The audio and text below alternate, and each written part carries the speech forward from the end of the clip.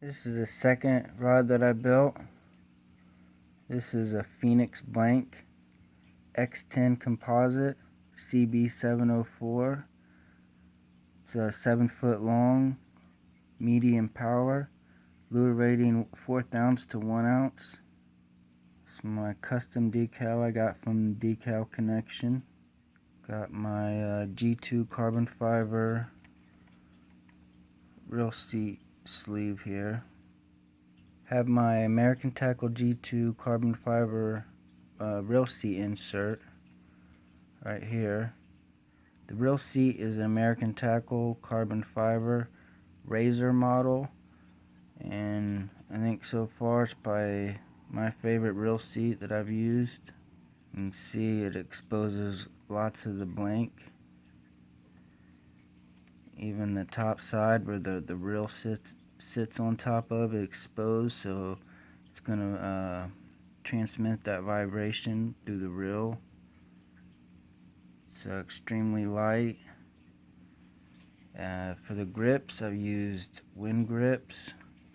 I still may add some sort of decorative marbling or something down here in between the split grip. It's an extremely light rod, weighs 3.9 ounces. Went with blue guide wrapping with metallic bands at the ends of them. First guide is going to be a double foot guide. Rest of them are going to be pretty small guides, size 5 I believe. It's their Fuiji Titanium SiC Guides, which is the next best you can get under titanium torzite. Thought I did a pretty good job of wrapping them and epoxying them for only my second rod. I used a total of 10 guides, not including the tip. So this is going to be my crankbait rod. I'll throw whopper plopper on it. I'll throw square bills on it. It's very similar to this rod right here. My Dobyns Champion 704 CB glass rod. I believe the Phenix is rated up to 1 ounce. So it definitely has just a little bit more power, but it's a lot lighter than this Dobyns rod is. You can see the difference here. Dobyns rod has a full cork handle, graphite reel seat, black guide wrappings. The one I built has black Winn Grip Handles, which I like better because I'll be taking this on the river with me kayaking, and it'll most likely be getting wet a lot, so that Winn Grip Handles is going to help a lot with the grip. And I have the carbon fiber on it versus the plain locking nut cover on the Dobyns rod. My reel seat is carbon. Dobyns is a Fuji graphite reel seat. Similar colors on the logo. I used the blue wrapping on mine compared to the black on the Dobyns. And my guides are a lot better. I believe the Champion uses Fuji Alkanite, I believe, and mine are Fuiji Titanium SiC. So overall, I definitely like this one I built. I mean, I love the Dobyns rod. It's a little whippy, a little underpowered. I mean, it's great for small treble hook baits, but some of the bigger treble hook baits like the DT6 and whopper popper, I kind of found it hard to set them treble hook, penetrate the treble hooks in the fish's mouth. So this has a nice bend and flex to it, but it also has just a tad bit more power to help those treble hooks get penetrated a little bit better. Like I said, this weighs 3.9 9 ounces compared to the 4.6 ounces on the Dobyns. And as far as price, I believe retail price on the Dobyns is $230, and that's probably about what I got in this build right here. So they're about even priced, but better components, hand-picked components to, you know, what I specifically wanted, the look I wanted to get. I mean, there's no comparison in the real seats. I mean, I didn't throw any Kevlar wrapping like the Dobyns has on this rod because I didn't want to add any extra weight to it. It's a very light blank and I wanted to keep it that way. Just wanted to give you a good look at it. Now I'm going to show you some of the process it took to build it. I'm getting ready to start on my crankbait rod. This is a Phenix X-10 Composite Blank. I believe this blank won an award at the ICAST a couple years ago. There's the real seat I'm going to be using. So my next step here is I'm going to have to put a little bit of tape arbor in for the insert right around in here. And then I'll put the insert for the real seat over that, glue that down, and then I'll put the real seat over that, glue that down to the insert. I'm going to go ahead and wrap a couple tape arbors up here and snug my insert up real tight. This is a 7-foot, I believe medium, moderate fast action, rated up to 1 ounce lure. It's called the Phenix X-10. You can actually buy this rod on Tackle Warehouse, but I wanted to customize my own grips. I believe the one on Tackle Warehouse comes with cork grips and not sure what, I think Fuiji SiC Guides, and I have better guides to put on it. I actually have Fuiji SiC Guides, SiC, however you pronounce it. I'll have probably about 10 guides is what I'm hoping, depending on the static test. But what I didn't film is me reaming out the Winn grips for this rod. So yeah, I didn't show my reaming, any of me reaming, but it's pretty self-explanatory. You can either buy the kit, some of them are like 40 bucks. Get like 3 reamers with you. Some of them are like 70 bucks. I just went ahead and just used the old fishing rod, some emery cloth, and contact cement. Made my own. Got like a $6 rat tail file. And another useful tool is digital calipers. This measures in millimeters and inches. And you'll want to use this for anywhere from tip sections to winding checks, all that good stuff. Like I said, I wanted to put a winding check at the end of here or something. I just measure it in millimeters. I'd get the reading, 11.3. And then I'd go to mud hole or wherever I can get the right size. You can also measure tips for tip top sizes. And I believe this was only like 10-15 bucks. And it's been extremely accurate so far. Alright, I got my epoxy glue mixed here. So I'm using Pro Coat. Equal parts 1-1. Got my blank arbored here in 3 sections. Got the insert's gonna slide over nice and tight.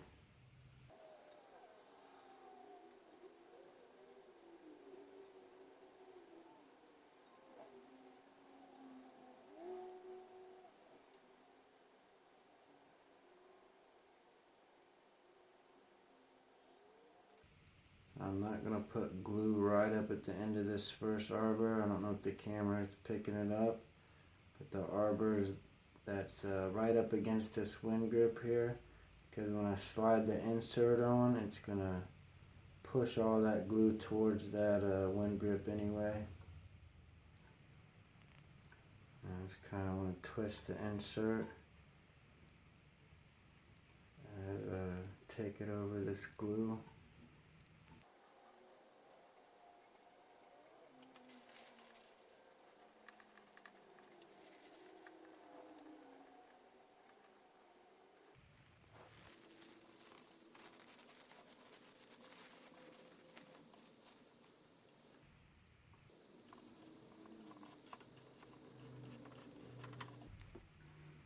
Just cleaning up this edge here, some excess glue. No, I really don't have to, because the real seat's going to cover this end anyway. Come right over this little tenon part of the grip that's sticking out. Okay, next part is going to be the real seat getting glued on the insert. I need to match the trigger up with the seam at the bottom. I need to figure out where the glue is going to go in the real seat so it don't stick out on the exposed part.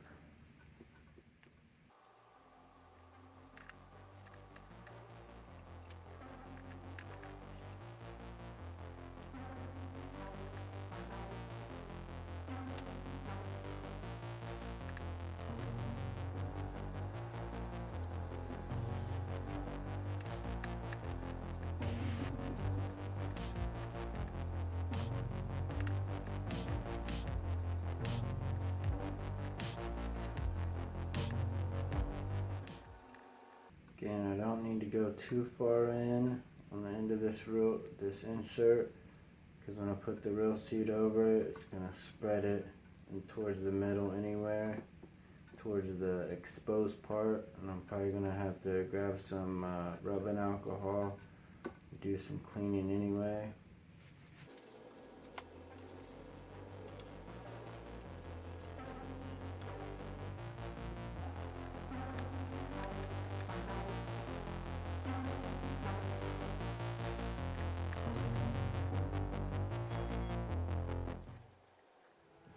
Just trying to clean this excess glue up here on the exposed part. Using some rubbing alcohol. A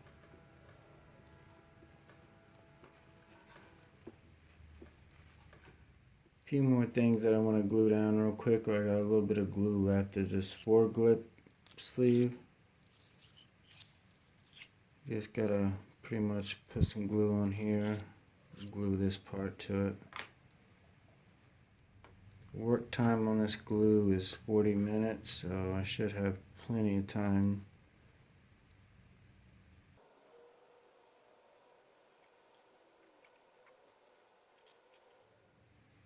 Go ahead and twist this as I slide it on.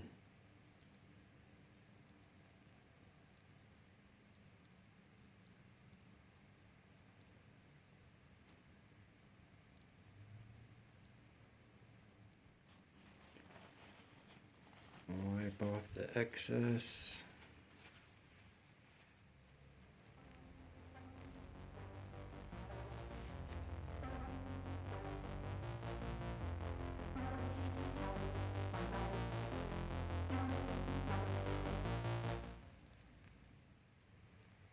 Voila.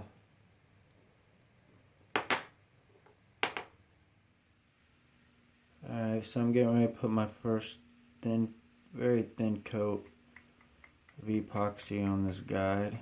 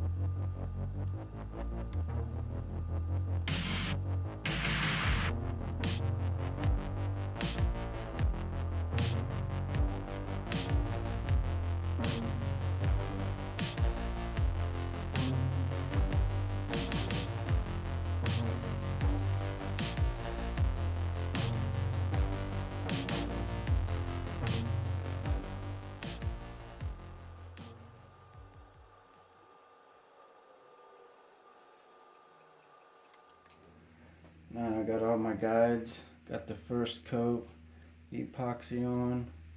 Just gonna go under real briefly with an alcohol burner, just in case there's any air bubbles, which I don't really see any.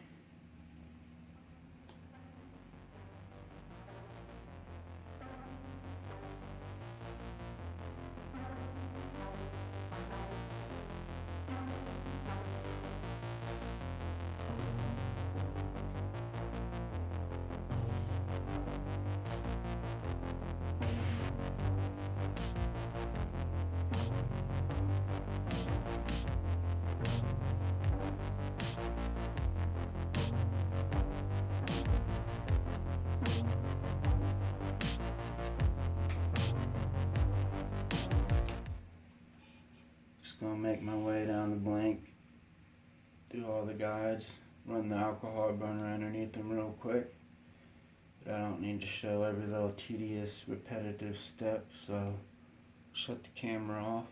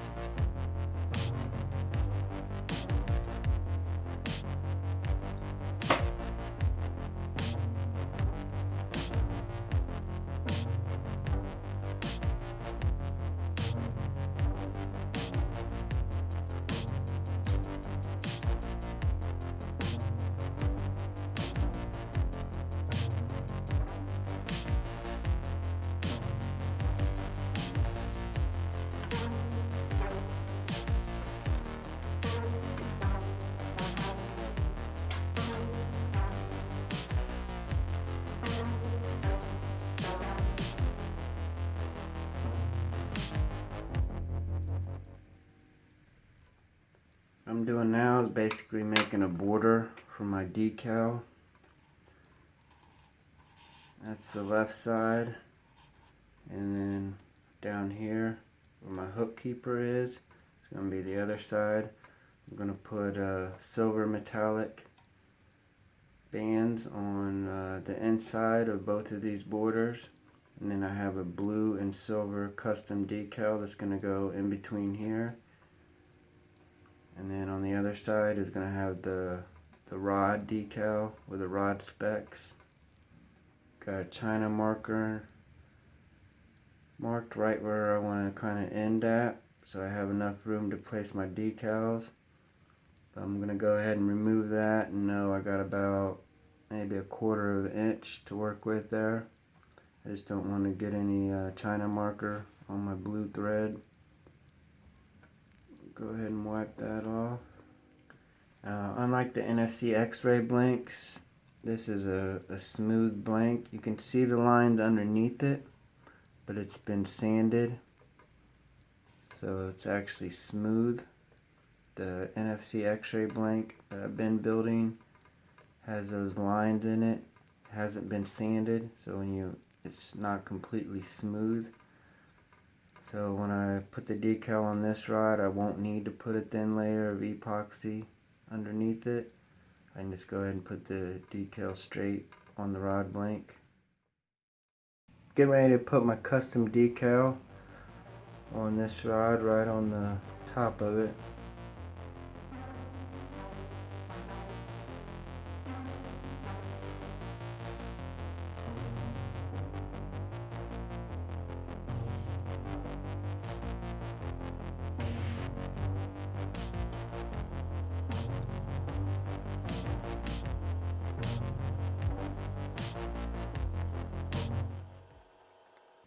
Starting from the center and kind of working my way out and up. Make sure no air bubbles in there.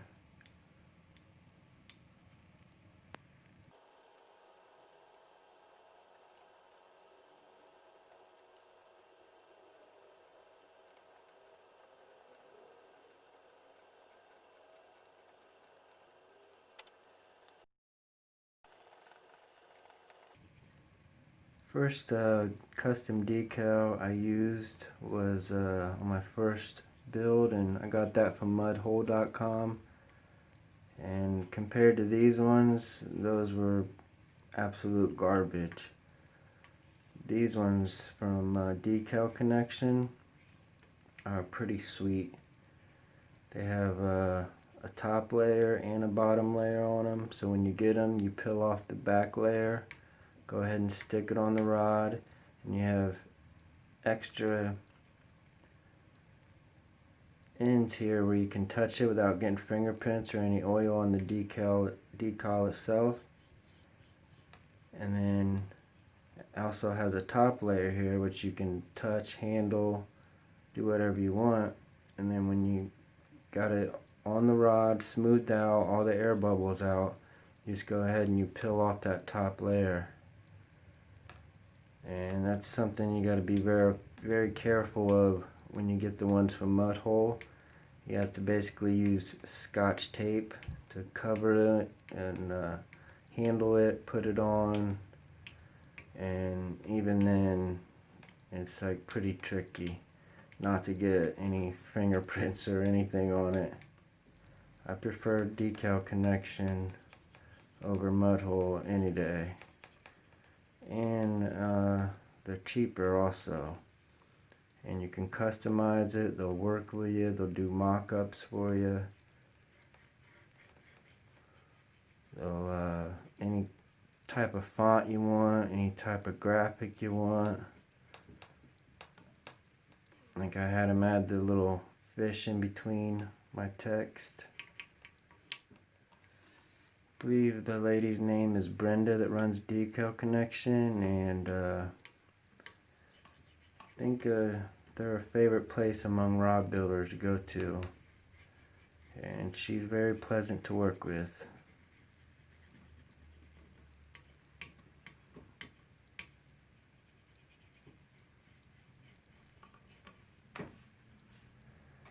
Alright, I think I did just about all I can do there. Go ahead and peel this layer off now.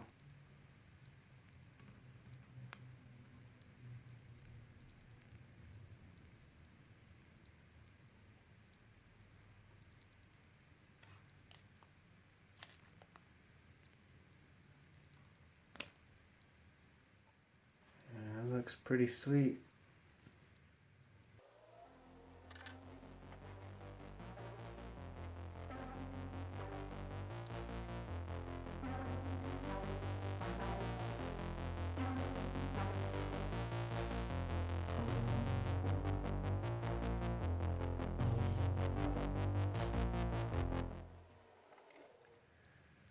Okay, so I don't trust that decal at all, so I'm gonna have to use my UV resin and UV light here. Okay, this is SolarX. It's a UV resin.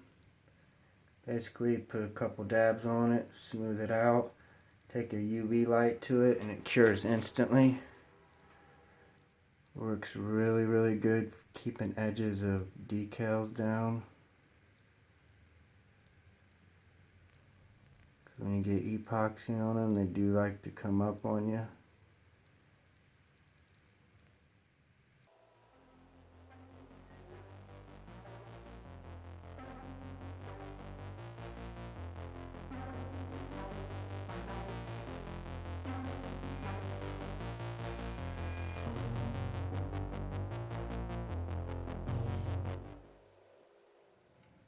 Go ahead and turn off my lamp here. Hold my UV light over. Doesn't take too long, I just want to be extra safe here, because I'm going to be putting finish over it right after this, so I make sure it's good and cure. Usually might take maybe 15 seconds.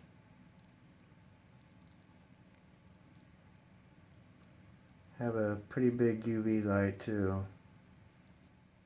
If you don't have a UV light, you can always just take it out in the sun for maybe 15-20 minutes, and the UV from the sun will cure it. That's pretty much it. It's nice and cured. My edges aren't going to come up. No air bubbles in my decals, and it's good to go. I can put my first coat of finish on top.